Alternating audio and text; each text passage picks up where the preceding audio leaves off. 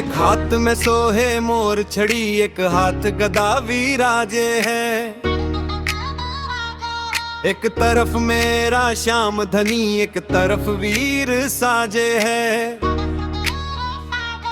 कोई खाटू की पावन नगरी में शीश झुकाने जाता है, कोई मेहंदीपुर के पर्वत पे संकट कटवाने आता है।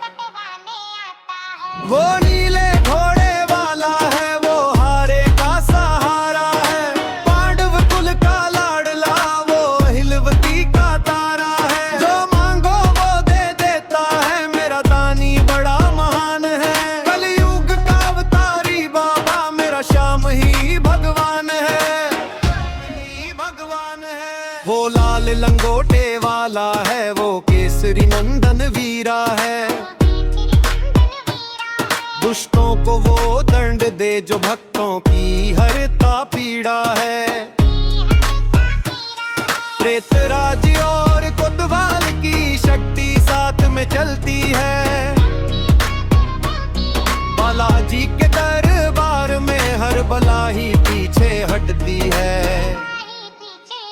ये दो सगे बलवानों का नाता बड़ा ही गहरा है। भक्तों की रक्षा करने को दोनों का कड़ा पहरा है। एक मन की शांति देता है, एक संकट दूर भगाता है। जो दोनों द्वारों जाता है, वो जग में जीत ही जाता है।